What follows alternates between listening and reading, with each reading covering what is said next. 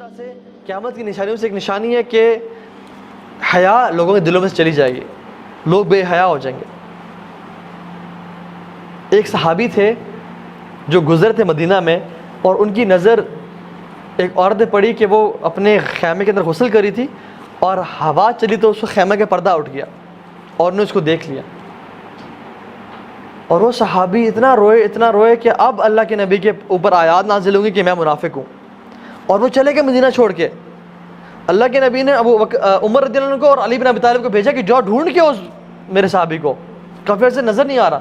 تو انہوں نے مدینہ میں ڈھونڈا، نہیں ملے، مدینہ کے باہر گئے تو لوگوں سے پوچھا جو بکریاں چراتے تھے کہ ہاں ایک نوجوان شخص ہے جو سارا دن اوپر پہاڑیوں میں ہوتا ہے، رو رہا ہوتا ہے، اور واپس آتا ہے، بس ہم کچھ اسے دودھ دیتے ہیں پھر وہ چلا جاتا ہے، اور سارا دن رو رہا ہوتا ہے وہ۔ تو ان کے پاس آئے، جب وہ گئے تو وہی صحابی تھے، اور پکڑا اٹھایا اور کہا کہ میں تو اللہ کے نبی کے، وہ روئے کہ مجھے نہ لے جاؤ، میرے پہ منافقت کی آیات نازل ہو جائیں گی کہ یہ شخص اس نے عورت کو دیکھ لیا، حالانکہ اللہ کے نبی کا دور ہے، میں صحابی ہوں۔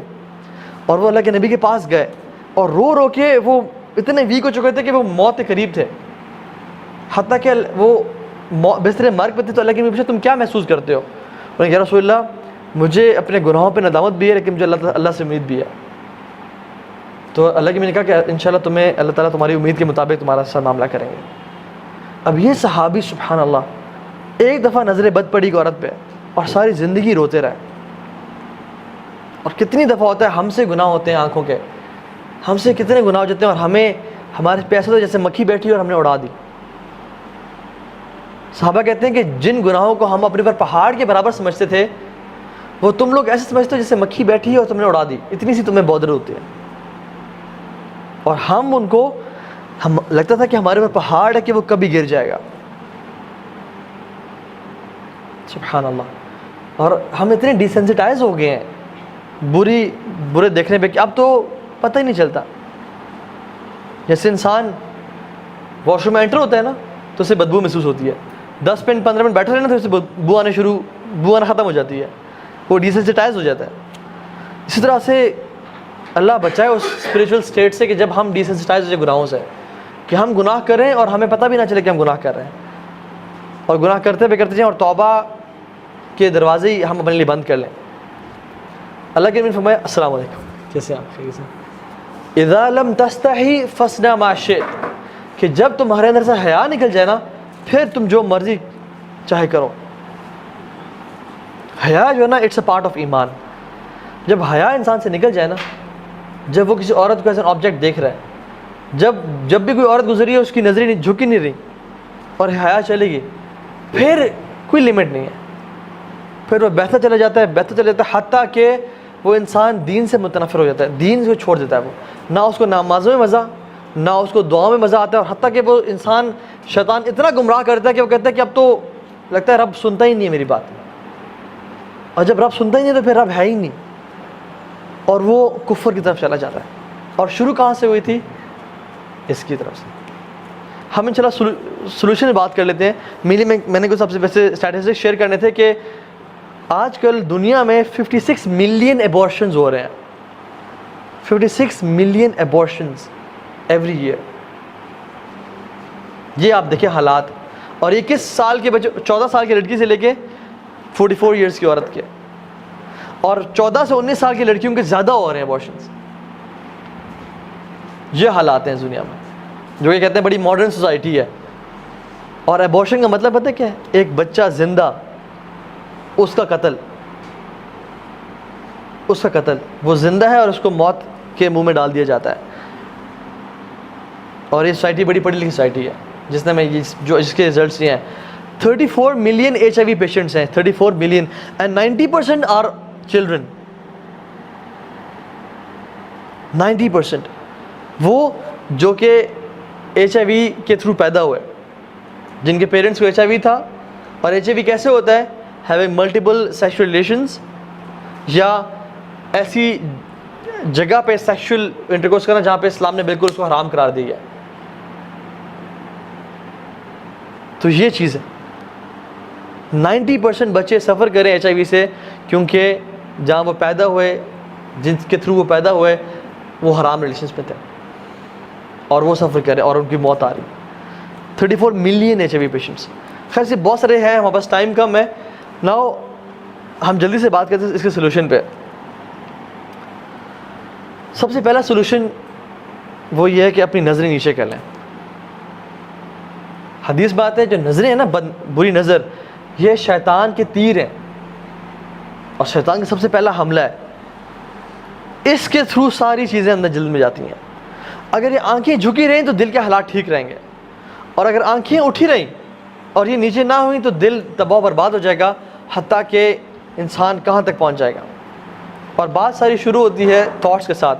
انسان کو تھاٹس آتی ہیں, تھاٹس پہ جب وہ پرسسٹ کرتا ہے ان کو ختم نہیں کرتا, اعوذ باللہ من الشیطان الرجیم پڑھ کے نہیں چھوڑتا, تو کیا ہوتا ہے, فیلنگز ڈیولپ ہونا شروع ہوتی ہیں. اور جب فیلنگز کو انسان ختم نہیں کرتا, روکتا نہیں ہے, تو کیا ہوتا ہے, ایکشن کرتا ہے وہ. اور جب وہ ایکشنز کرتا رہتا ہے حتیٰ کہ اس کو روکتا نہیں ہے, تو وہ اس کی سیکنڈ نیچر اور بیہیویئر بن جاتا ہے. یہ ایک سائیکل ہے جس کو ہم کرتے ہیں. اگر ہم تھاٹس سے ہی رک جائیں, جو شیطان نے وسوسہ دیا کہ اس شخص کو, اس عورت کو دیکھو, یہ وہ جو عورت ہے کتنی, وہ آئی تھنک تمہارے بارے میں انٹرسٹڈ ہے, اور she is an easy prey for you, یا تم اس کے بارے میں ایسا کہ اس کو ٹیکسٹ کرو. یہیں سے اگر انسان نہیں رکے گا تو کیا ہو جائے گا, حتیٰ کہ وہ ایک ایسی بری عادت میں ڈل جائے گا کہ جہاں پہ اس کے نکلنا بہت مشکل ہو جائے گا, وہ پھنس جائے گا. تو سب سے پہلے شروع کہاں سے ہوتی ہیں, آنکھوں سے, نظر نیچے. اللہ کے نبی نے فرمایا کہ جو شخص اپنی نگاہیں نیچے کر لیتا ہے اللہ کے تقوی سے, تو اللہ تعالیٰ اس کا اس ٹائم ایک حور سے نکاح کرتے ہیں. جنت کی حور سے اللہ تعالیٰ اسی ٹائم اس کا نکاح کرتے ہیں. And this is authentic narration. اسی ٹائم اللہ تعالیٰ اس کا ایک حور سے, اور حور سبحان اللہ, no comparison at all with the woman of this world. Imagine جب بھی آپ کو نیکسٹ ٹائم دل چلے کسی کو دیکھنے کا, آپ اس موٹیویشن کے ساتھ نظر نیچے کر لیں کہ انشاءاللہ میرا رب میرا کسی عورت سے نکاح کرے گا, جنت کی عورت سے. اور وہ نکاح تھوڑے دن کرے گا جس میں وہ آپ پہ حکم چلا رہی ہے کہ کھانا لاؤ, برتن دھو, کھانا خود گرم کرو, نہیں, بلکہ وہ تو تابعدار اور اطاعت کرنے والی ہوگی. ٹھیک ہے, تو سب سے پہلے نظر نیچے. دوسری چیز, اگر انسان کو شہوات, ڈیزائرز تنگ کر رہی ہیں تو وہ روزے رکھیں, کیونکہ روزہ بہت بڑی چیز ہے جو کہ انسان کی شہوت کو روکتا ہے. ٹھیک ہے. تیسری چیز, شادی, اس کا ایک بہت بڑا علاج ہے. اگر انسان کو شہوت تنگ کر رہی ہے تو یو شوڈ گیٹ میرڈ, اور اپنی خواہشات کو اس کے صحیح جگہ پہ استعمال کریں. ٹھیک ہے. چوتھی چیز, اچھی کمپنی ہونا اور بری کمپنی سے بچنا.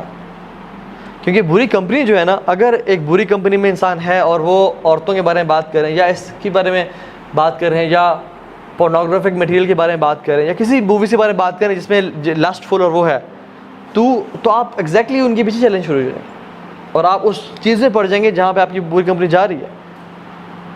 تو اس چیز سے, بری کمپنی سے بچیں. چاہے آپ جتنے بھی نیک ہیں, قرآن کے حافظ ہیں, متقی ہیں, داڑھی رکھی ہوئی ہے, سب کچھ ہے, بری کمپنی میں رہیں گے تو الٹیمیٹلی, عربی کا مقول ہے الصاحب صاحب, جو آپ کا صاحب ہے نا, جو آپ کا کمپینین ہے, وہ صاحب ہے, ہی از اے پولر, جو آپ کو کھینچتا ہے, حتیٰ کہ آپ کو وہیں پہ لے آتا ہے جہاں پہ وہ کھڑا ہوا ہے, اور اس کا بہت انفلوئنس ہوتا ہے. ابن قیم الجوزی رحمہ اللہ کہتے ہیں کہ برا دوست سام سے بدتر ہے, کیونکہ سام تو انسان کو ڈنگ مار کے موت کے منہ میں ڈالتا ہے. برا دوست جو ہے نا, وہ اگر آپ اس کے ساتھ رہیں, وہ آپ کو گناہوں میں انوالو کر کے آپ کو موت کے منہ میں نہیں, قبر میں نہیں, بلکہ جہنم میں ڈال دیتا ہے.